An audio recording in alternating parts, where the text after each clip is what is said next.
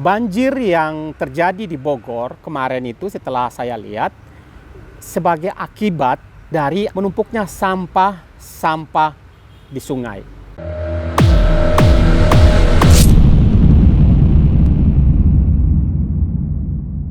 Assalamualaikum sahabat.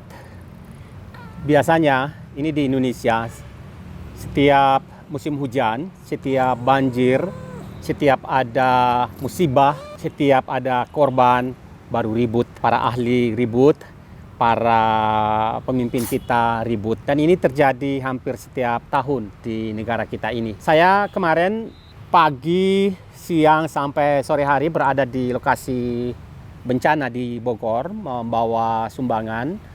Kemudian bersama-sama dengan tim Gerakan Anak Negeri, juga bersama-sama dengan regu penolong yang lain, membantu para korban, menolong mereka, memberikan makanan, pakaian, dan lain-lain. Mengapa musibah ini sering terjadi? Saya ingin menyampaikan paling kurang ada 3 hal. Pertama, bahwa banjir yang terjadi di Bogor kemarin itu setelah saya lihat sebagai akibat dari menumpuknya sampah di sungai. Jadi sungai itu dijadikan sebagai tempat pembuangan sampah. Mengapa sampah dibuang ke sungai? Karena pembangunan rumah-rumah kita di Indonesia ini kebanyakan membelakangi sungai. Sehingga sungai itu menjadi tempat kotoran, tempat pembuangan sampah, tempat pembuangan limbah. Yang terbaik adalah sungai itu sebagai taman. Kalau sungai bisa dibuat menjadi taman, maka rumah-rumah itu hendaknya dibangun menghadap ke sungai. Itu masalah besar adalah sampah yang dibuang ke sungai yang mengakibatkan banjir.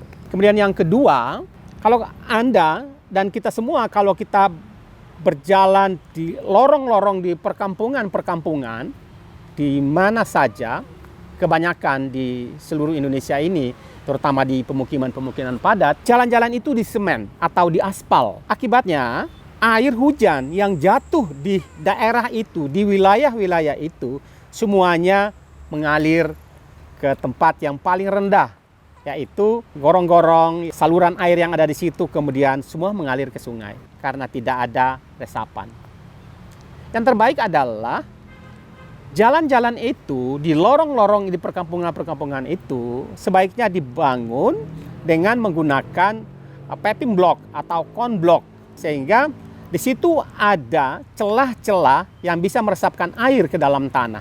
Jadi pembangunannya memungkinkan air itu bisa terserap ke dalam tanah, tidak dialirkan ke sungai. Menurut saya perlu ada visi baru pemerintah daerah ketika membangun, maka terutama di perkampungan-perkampungan, di lorong-lorong itu sebaiknya menggunakan paving block, ya, supaya ada rongga yang bisa meresapkan air ke dalam tanah. Kemudian yang ketiga, bahwa longsor yang terjadi di Bogor kemarin itu yang mengakibatkan korban jiwa itu adalah rumah-rumah yang dibangun di atas tebing-tebing yang ada di Bogor itu. Jadi ada tebing-tebing, ada bukit-bukit, bukannya bukit batu, tapi tanah. Mengapa terjadi longsor yang sebesar itu? Karena ketika musim panas, tanah-tanah yang gembur itu di bukit-bukit itu retak. Di atas permukaan yang retak itu, di dalamnya itu juga terbentuk rongga-rongga sebagai akibat dari menguapnya air dari dalam tanah itu. Jadi tidak ada kelembaban di bawah permukaan tanah itu, sehingga terjadi keretakan, kemudian di bawahnya membentuk rongga-rongga kecil. Begitu datang hujan, air yang deras dengan debit yang besar itu masuk ke dalam rongga-rongga dan masuk ke dalam retakan-retakan itulah. Dan itulah yang menyebabkan longsor. Dan longsor itu kemarin menyebabkan korban jiwa yang cukup banyak di Bogor. Artinya bahwa perlu memikirkan kembali, membangun rumah di bukit-bukit, di perkampungan-perkampungan yang ada seperti yang terjadi di Bogor itu. Kemudian sebetulnya keretakan tanah itu dan terjadinya rongga-rongga di dalam tanah itu juga sebagai akibat dari dihisapnya air dari dalam tanah. Jadi air dari dalam tanah itu diambil apakah itu melalui sumur atau melalui cara yang lain ya, sehingga mengakibatkan keretakan-keretakan itu. Salah satu cara untuk mengatasi ini adalah kita membuat lebih masif lagi lubang resapan biopori itu di mana-mana. Saya adalah penanggung jawab gerakan biopori. Sebelum COVID, kita pernah membuat lebih dari 6 juta lubang resapan biopori ini di seluruh Bogor Raya, sehingga itu juga sangat menolong, sangat membantu, atau paling tidak mengurangi banjir karena air teresap ke dalam tanah.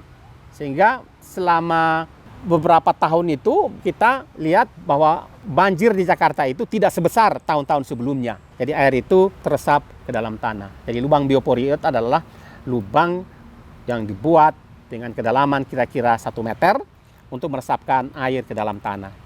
Jadi lubang biopori ini tidak hanya meresapkan air, tetapi juga adalah sebagai tempat mengatasi persoalan sampah-sampah organik. Inilah yang menurut saya hal-hal yang penting. Supaya ini benar-benar bisa dilakukan, maka visi pembangunan pemerintah ini harus benar-benar juga berorientasi kepada keselamatan lingkungan.